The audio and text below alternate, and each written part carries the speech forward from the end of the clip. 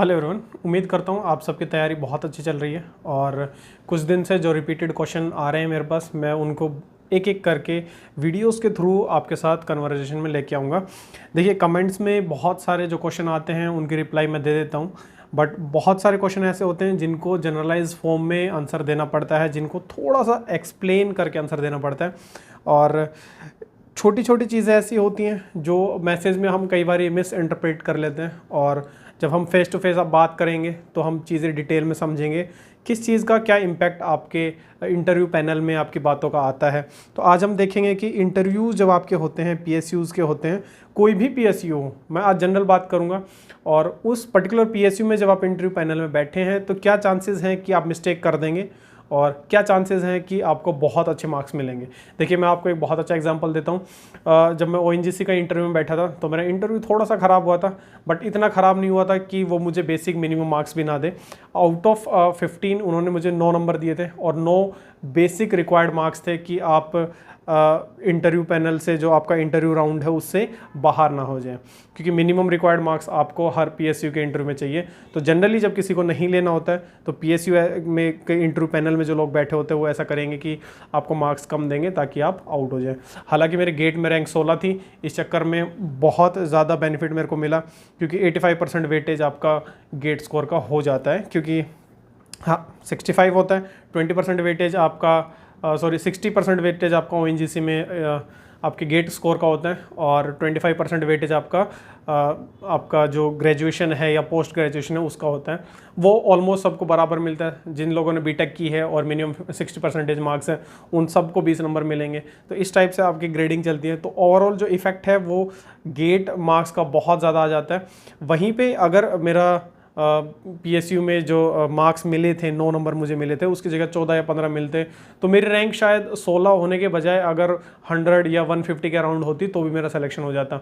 तो पॉइंट ये है कि आइदर तो आपकी रैंक बहुत अच्छी हो या फिर आपका इंटरव्यू बहुत अच्छा हो जाए, ताकि चीज़ें बैलेंस होकर आपके मेरिट आउट होने के चांसेस कम हो जाए और आप सिलेक्शन में आ जाए। अब देखिए, जो चीज़ों का हम ध्यान रखेंगे वो हमें डे 1 से ध्यान रखना है।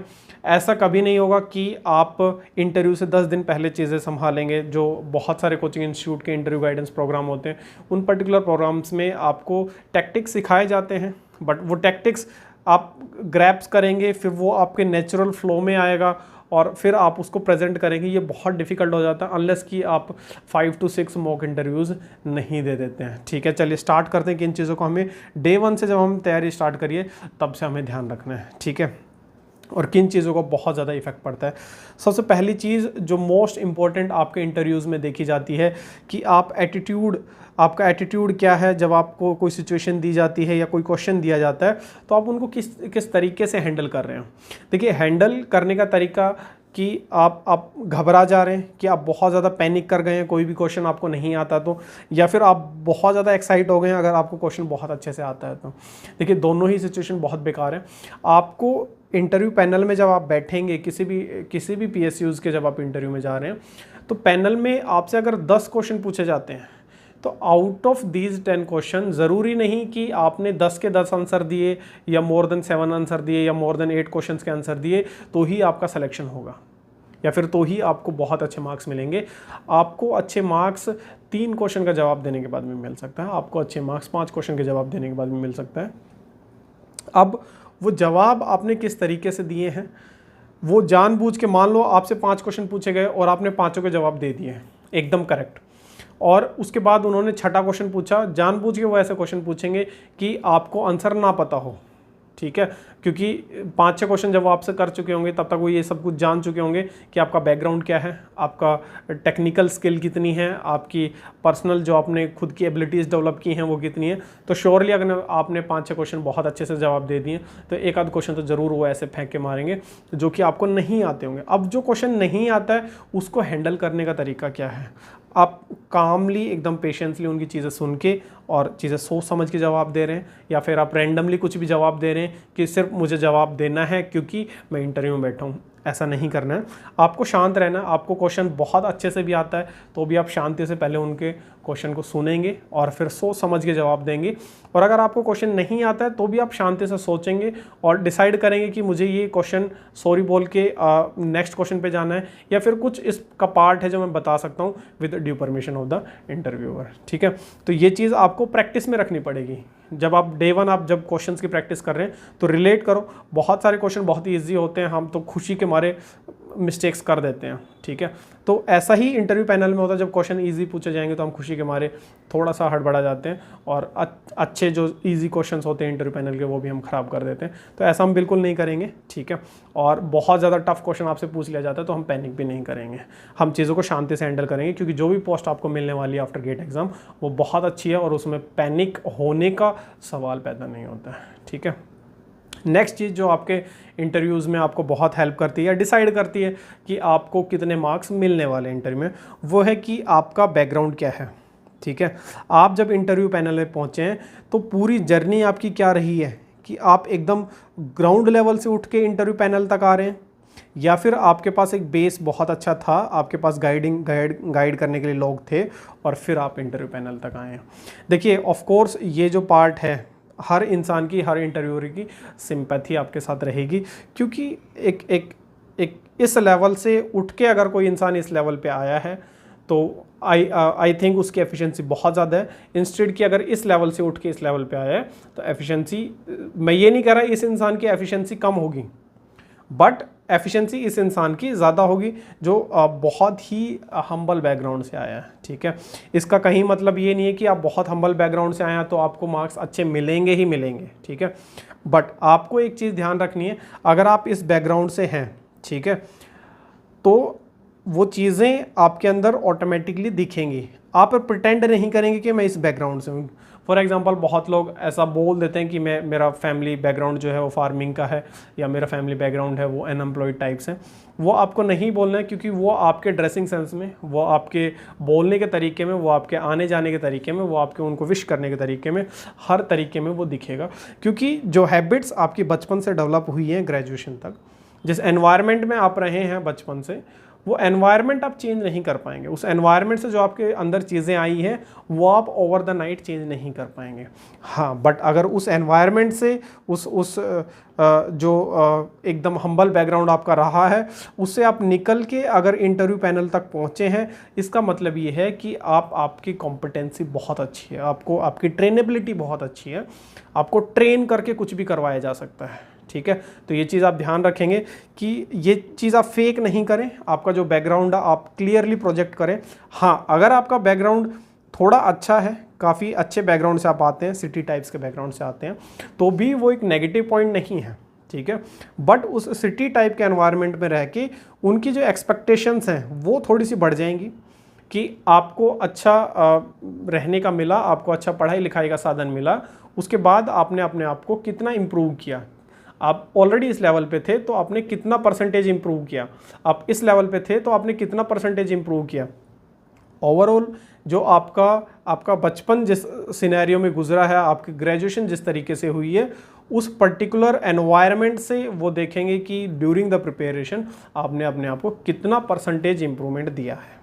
ठीक है, तो उसका एक इफेक्ट आपके इंटरव्यूज़ पे आता है, बट चीज़ें आप ट्रूथफुल रखेंगे। बस आपकी एक्सपेक्टेशन, जो इंटरव्यूअर है उसकी एक्सपेक्टेशन थोड़ी सी ज़्यादा होगी अगर आपका बैकग्राउंड बहुत अच्छा है। एल्स आपका बैकग्राउंड थोड़ा सा हम्बल टाइप का है तो थोड़ा सी रियायत आपको दे दी जाएगी।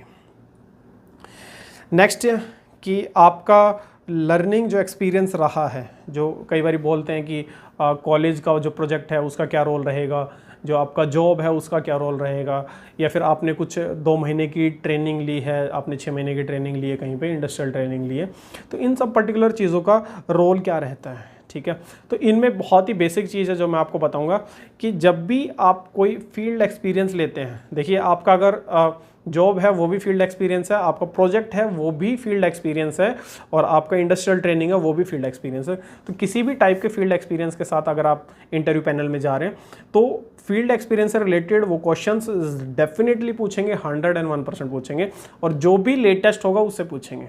ठीक है। अगर आप जॉब करके आ रहे हैं तो आपसे कॉलेज प्रोजेक्ट के बारे में नहीं पूछेंगे, और पूछेंगे तो कोई छोटा मोटा क्वेश्चन पूछ लेंगे, बहुत ज़्यादा नहीं पूछेंगे, ठीक है।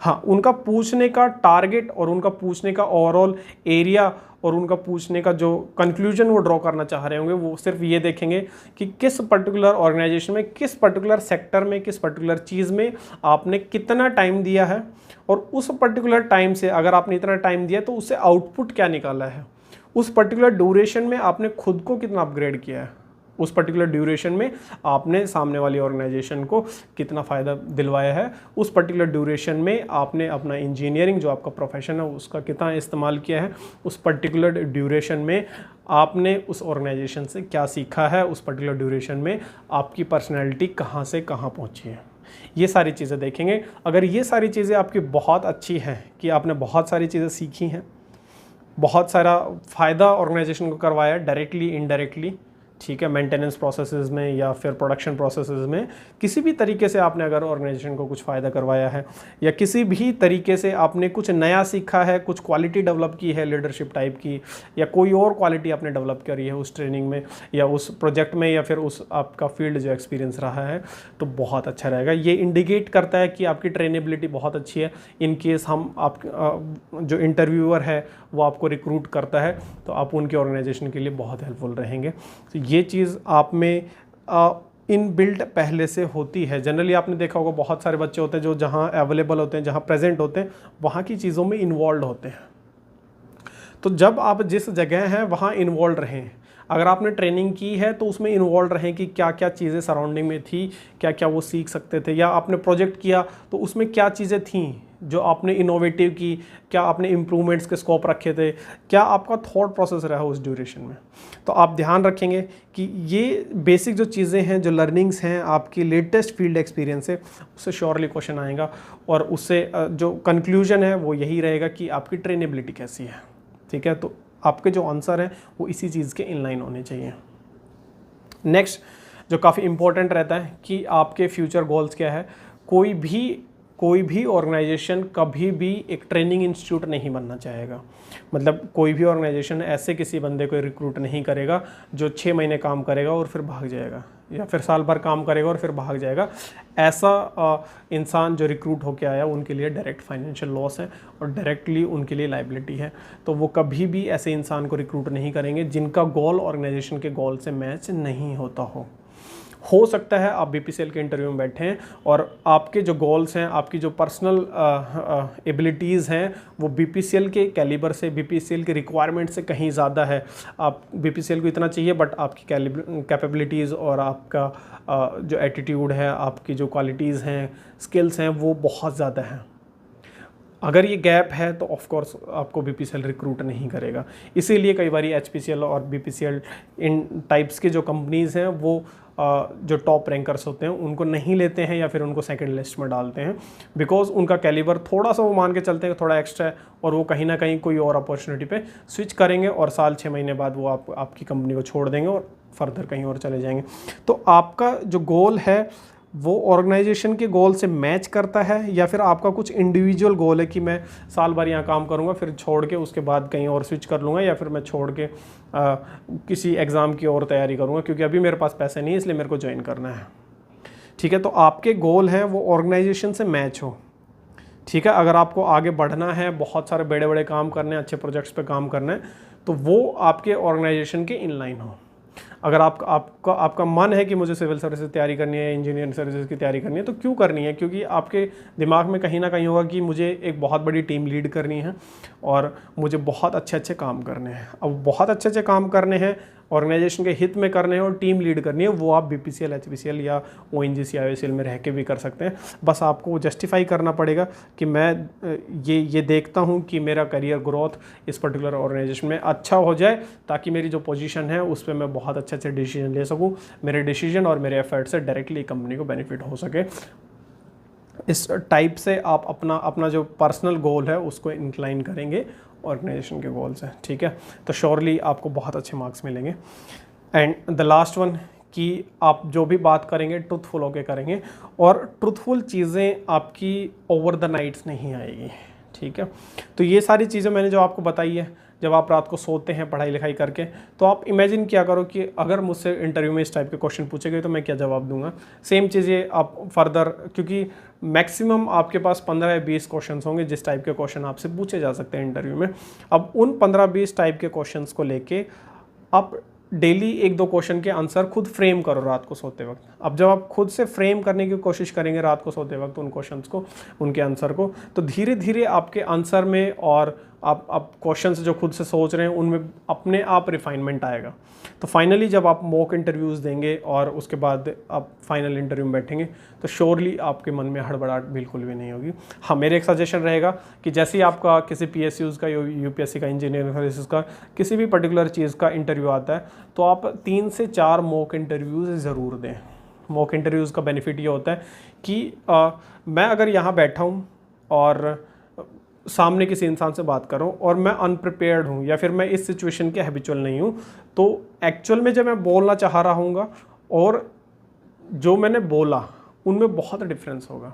ठीक है, हार्ट बीट बढ़ेगी और हार्ट बीट बढ़ेगी, मैं नॉर्मल नहीं रह पाऊँगा, तो मैं नॉर्मल प्रेजेंट नहीं कर पाऊँगा। ठीक है, तो उस एनवायरनमेंट से थोड़ा सा हैबिचुअल होने के लिए आपको 3 से 4 मॉक इंटरव्यूज़ देने चाहिए। ठीक है, चलिए ऑल द बेस्ट, और मैं उम्मीद करता हूँ आपके बहुत सारे इंटरव्यूज़ आएँ और आप फाइनली जब सेलेक्ट हों तो आपके पास ऑप्शंस हों कि मुझे किस PSUs में जाना है।